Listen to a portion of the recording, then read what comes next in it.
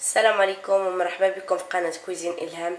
اليوم ان شاء الله غنديروا حريشات صغار ديال البلبوله ديال السميده ديال الشعير. ان شاء الله غنحتاجوا الدقيق الكامل. انا الا كان عندكم نتوما الدقيق ديال الشعير يكون احسن، انا ما عنديش، غنستعمل غير الدقيق الكامل. شويه الملحه، الزيت، انا عزلت هنا كاس ديال الزيت، يمكن غنحتاجو كله يمكن ما غنحتاجوش، المهم نخلي المقادير مضبوطه حتى الاخر ان شاء الله. عندي الماء بارد عادي، وعندي سميده ديال الشعير هانتوما كما كتبان لكم مكتوبه فيها سميده الشعير مفتول. عندي هنا 500 غرام. ندوزو للطريقه ان شاء الله. ناخذ الطبسيل ونديرو فيه سميده الشعير،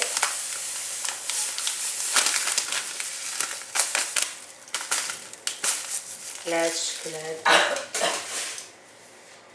ناخذ الماء ونضيفو عليها مزيان على هذا الشكل، ونحاولوا نديرو بحال اللي كنغسلوها هكا، يعني نحركو مزيان على هذا الشكل هذا.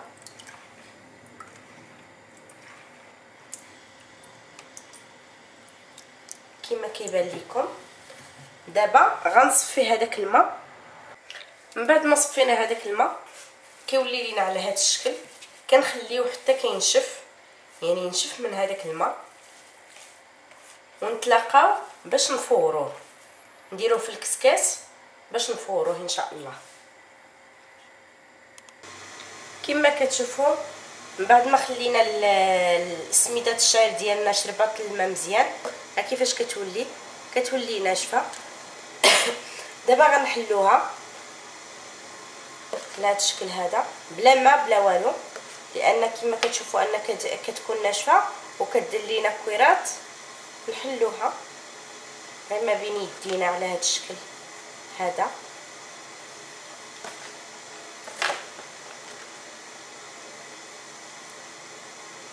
هكا. دابا اش غنديرو؟ غناخذ الكسكاس اللي كنصاوبو فيه كسكسو، غندير البلبوله ولا سميده الشعير فيه باش تفور على هذا الشكل هذا. انا ديجا صاوبت البرمه ديال الكسكاس، درت فيه الماء طايب. دابا غنحطو فوق البرمه باش يفور ليا مزيان، ونتلاقاو ونشوفوا كيفاش كيولي. من بعد ما فورنا البلبوله ديالنا ولا سميده الشعير كتولي لينا على هذا الشكل هذا كما كتبان لكم، يعني محلوله مزيان ومازال سخونه. دابا غندير واحد شويه الملحه، عينكم ميزانكم على حسب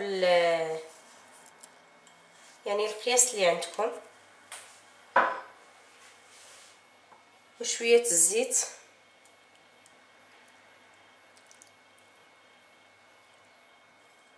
يعني غير نص كاس كما كتشوفوا، ما درتش كاس كله، نص بركه. غنحاول نحلها هكا بالزيت والملحه، مع انها سخونه، يعني نديرها بمعلقه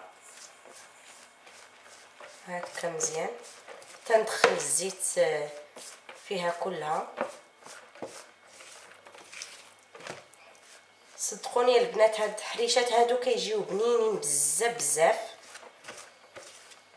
واليوم ان شاء الله غنديروها بجوج طرق، يعني الطريقه العاديه، وغنديروا حريشات بالزيتون، يعني وحده ما فيها والو وحده بالزيتون هكا. دابا غنزيد الماء بهذا الشكل،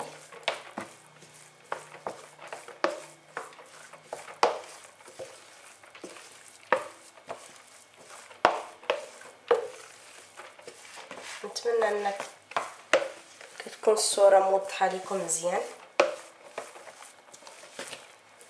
نزيد واحد شويه.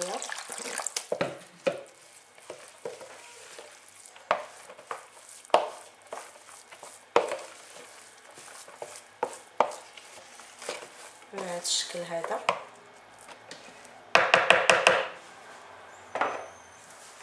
دابا غنزيد الدقيق شويه بشويه حتى تجمع ليا العجينه.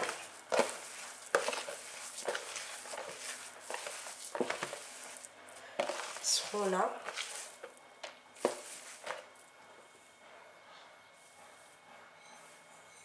وكما قلت لكم في الاول، الا كان عندكم ديال الشعير، الدقيق ديال الشعير يكون احسن.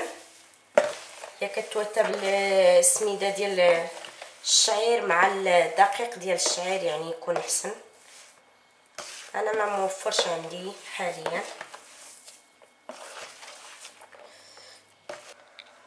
بقيت كنجمع فيها حتى ولات ليا على هذا الشكل هذا. هانتوما كما كتشوفوا يعني نقدروا نجمعوها كما بغينا كما كيبان لكم. دابا غنقسمها على جوج. غندير واحد النص هنا وغنخلي النص هكا.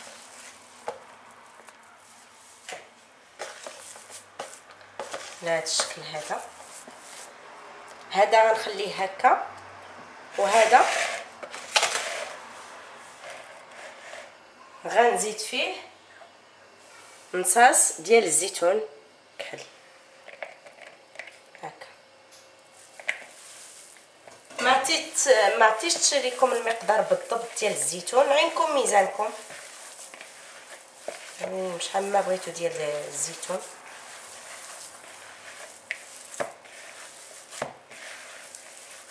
يجي على هذا الشكل هذا. وعلى الزيت في الاول انا درت الزيت البيضه ديال المائده. الا بغيتو ديروا الزيت ديال الزيتون عفوا يعني تقدروا ديروها ماشي مشكل. نفس الشيء غنديروا ديال الزيتون. غنبسطها بيديا على هذا الشكل هذا هكا.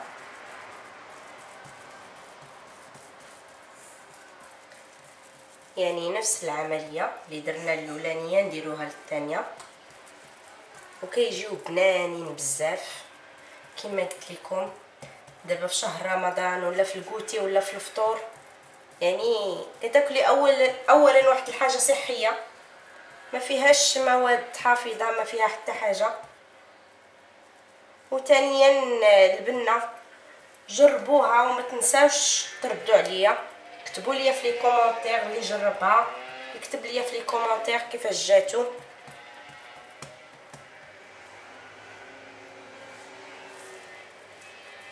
نتوما على هذا الشكل هذا حاولوا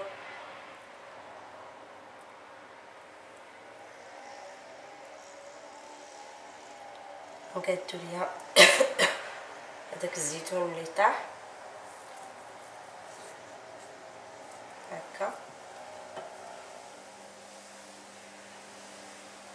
حاولوا نصاوبوهم. غندوز دابا باش نطيب الحريشات ديالي. عندي المقله سخونه غنحط فيها الحريشات على هذا الشكل هكا.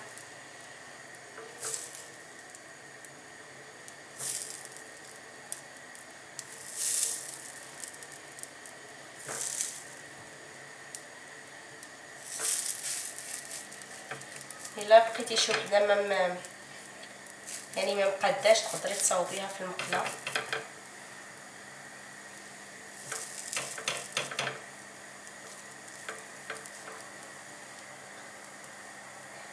على هذا الشكل هذا.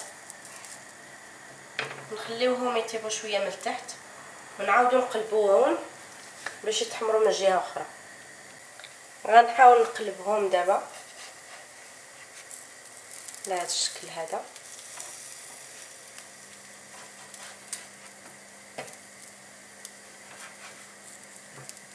حاولوا نقصوا ليهم العافيه باش يطيبوا على خاطرهم، ما يتحمروش لينا دغيا وهما مازال ما طايبينش.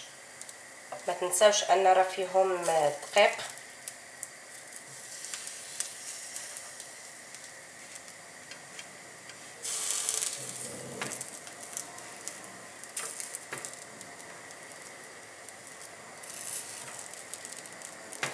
بهذا الشكل هذا، ونبقاو هكا كنقلبوا فيهم حتى يطيبوا لينا كلهم، ونتلاقاو باش نشوفوا النتيجه الاخيره ان شاء الله.